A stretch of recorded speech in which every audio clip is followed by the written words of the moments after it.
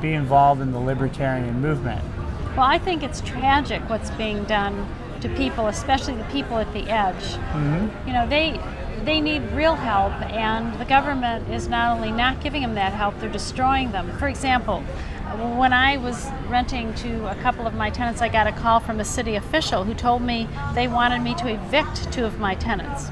Really? The reason was, yes, and the reason is one was doing daycare out of her apartment and the other was sewing curtains for businesses. They had jobs. Yes, they had created their own jobs, and they were, they were in the startup phase. They were barely getting by.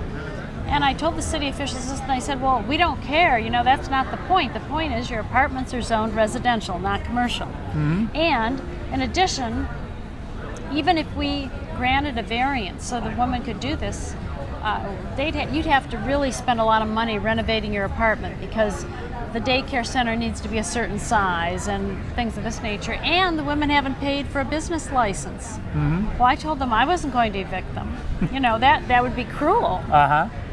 But the city inspectors and the officials kept pestering these women, and finally they came to me, both of them, and said, we just can't take the pressure anymore. We've been threatened with fines and imprisonment. We're just going to quit our businesses and go on welfare because then they won't bother us anymore. And they did, and neither of them ever did get off welfare. So you think much of poverty is created by government? I think most modern poverty is created. I think it's even true for the third world. Mm-hmm. That's why the third world is poor. And John Stossel had a wonderful expose on this. What he did is he tried to open a Frisbee business in Hong Kong, New York City, and India. In Hong Kong, it just took him a couple hours to get a permit. In New York, it took weeks.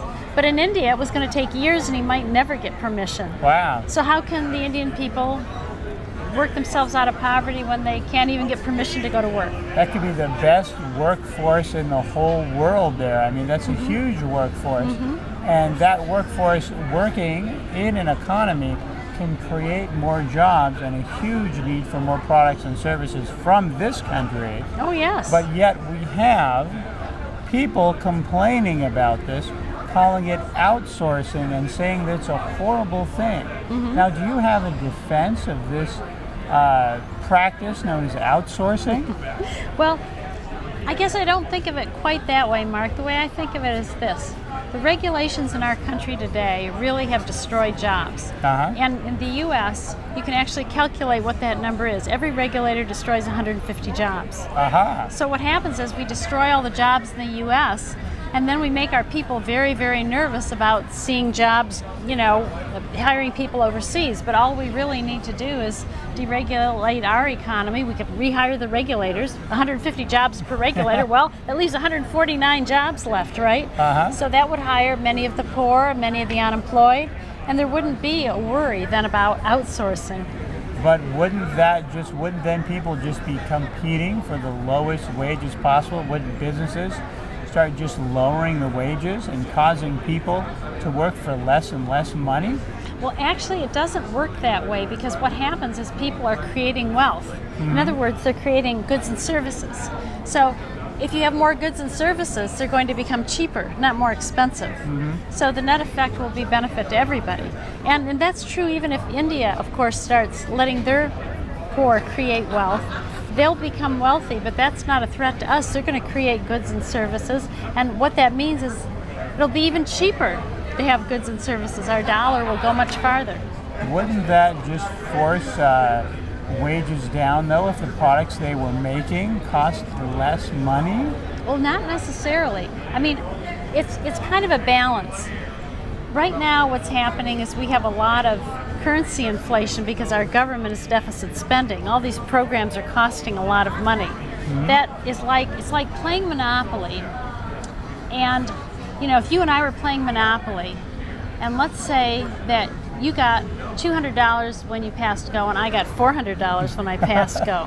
Well, that's kind of the way it is. You see, the government's getting $400 because it inflates the currency. Well, right. It's hard to compete against that. And so that's really part of this whole thing. It's part of it's what's making our dollar worth less. 10 years ago, our dollar was worth about twice as much as it is now. Mm-hmm. That's really, so we have a kind of a false sense of our wages increasing when we get more. but what they buy is less. It's really what they buy which is important. Also, this brings up the idea of Walmart, and whether or not that is going to harm a neighborhood by having these. Walmart, I guess, is kind of like the argument of outsourcing. That's good. That's a good analogy. Well, actually, I like it when Walmart comes to town because as a consumer, I can buy things less expensively. So for the consumer, it's wonderful. So it's like giving all of the low-income people and middle-income people in that neighborhood thousands a day a raise. That's right. It's a break, yes. And it's like kind of like raising the minimum wage, but in the private sector, because everyone that lives near that Walmart, that shops there, can now get their goods 30 to even sometimes 60% cheaper, and that makes it easier for people, especially poor people, to feed, clothe, house their families. That's right. That's right. Now, but what about the small businesses that supposedly shut down when Walmart opens up? Well, one of the reasons we have problems with small businesses today is because we have so much regulation. And one of the things that happens, for example, is that, and actually it hurts minorities. Let me use a minority example because it's really bad for minorities. There's been a lot of new braiding techniques that have come from the African American community where they braid those little dreadlocks and things like that. So the African American braiders have been trying to set up little shops in their states, but the government keeps threatening to shut them down and fine them and imprison them because they don't have a state cosmetology license. Now, if they got that license, it'd take them a year to get it, several $1,000s, and they wouldn't even learn braiding. And it doesn't really have anything to do with consumer safety because it's not usually illegal to braid hair. It's just illegal to charge for it. No, I mean, it's just illegal to charge for it, which tells you it's a protection racket. Right. So that's what hurts. They also arrest people for hanging wallpaper without a contractor's license, fixing things, and they've actually arrested people in Los Angeles, where I live, for hanging wallpaper. Really doing any kind of job without a contractor's license is a problem. Same with cars, okay? You cannot pick up someone at a bus stop or pick up someone who needs a ride somewhere. You have to have a taxi license. But I think anyone who has a car should be able to pick someone up. And if they don't think it's safe, then they shouldn't be able to, they shouldn't get in the car. That's true. And in New York City, it costs about $200,000 to get a permission or a license to drive your own car and pick up people. So it's ridiculous. What poor person can afford that? It's nuts. So the jobs are being destroyed by the government rather than the government saying, I'm creating jobs. We constantly hear that. No. I created 400,000 jobs this year or this month. But what they don't say is how they destroyed them doing that. Because for them to take money to create jobs, they first have to take it out of the private sector. And when they do that, jobs are lost in the private sector more than they gain because, of course, we still have to pay the tax collector, the Congress to fight over how the money should be spent.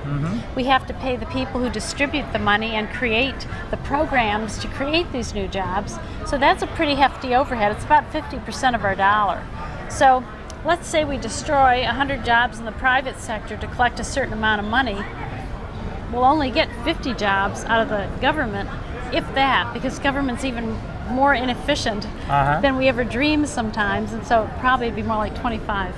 Yeah, the government often says it creates jobs, and I like to use the analogy of the government giving money to businesses to create jobs. Imagine you had a hamburger stand, and you had 3 hamburger flippers there, and the government gave you extra money so you could have a 4th hamburger flipper.